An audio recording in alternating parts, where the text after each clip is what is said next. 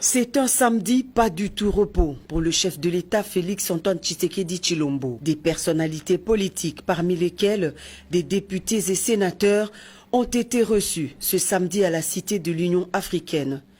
L'ADRP, l'Alliance des démocrates pour le renouveau, avec ses 34 députés, est venue confirmer son adhésion à l'Union sacrée de la nation. Ma présence, la présence des députés que vous voyez, la présence de sénateurs, la présence des présidents des partis politiques qui composent l'ADRP est une grande expression de cette adhésion à l'Union sacrée et à l'appel qu'avait lancé son Excellence, Monsieur le Président de la République, chef de l'État. Pour sa part, le regroupement AAB, qui était l'une des forces du FCC, se dit convaincu à accompagner Félix Tshisekedi Tshilombo dans des réformes qu'il a personnellement initiées. Si nous nous sommes présentés devant les chefs de l'État, nous-mêmes et en personne, une délégation, c'est parce que nous sommes convaincus de ce que nous voulons faire. Les AAB dans les FCC étaient la deuxième force. Nous pensons que nous pouvons, dans les cas de requalification de la majorité, que nous puissions être parmi les 5 premières forces de l'Union sacrée pour la nation. Jean-Lucien Boussa, à la tête du regroupement CODE, a conduit auprès du chef de l'État une délégation des députés, sénateurs, gouverneurs et présidents des partis politiques membres de son regroupement pour réaffirmer leur engagement à œuvrer activement au sein de l'Union sacrée et de la nation.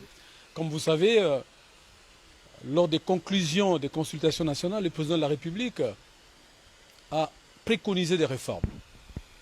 Des réformes politiques, institutionnelles, mais aussi des réformes économiques. Le président aussi a relevé le fait que la question qui s'est posée en termes de seuil d'éligibilité est une question qui doit être résolue. La question de la nationalité congolaise, qui pour notre part est irrévocable, a été évoquée par le président de la République aussi, autant que le mot de désignation des gouverneurs de province. Les réformes économiques aussi ont été impulsées par le président de la République. Il y a une convergence des vues entre le président de la République et la CODE de ce point de vue. J'ai accompagné une délégation constituée des 26 députés nationaux qui aiment réellement ce pays et aspirent à son bien-être. Parole du ministre honoraire Basile Olongo qui affirme que ce groupe de députés est déterminé à appuyer le garant des institutions dans la nouvelle réconfiguration qu'impose l'Union sacrée de la nation. Ce sont des députés jadis qui étaient dans la FCC et qui ont décidé d'accompagner les chefs de l'État dans l'Union sacrée. Ils sont venus physiquement rencontrer le président de la République, rassurer les chefs qu'ils sont derrière lui, ils vont accompagner la vision, ils vont accompagner le président dans toutes les réformes qu'il a proposées. D'autres acteurs politiques sont aussi annoncés ici à la Cité de l'Union africaine pour la même cause. Décidément, l'heure des grandes manœuvres politiques a sonné.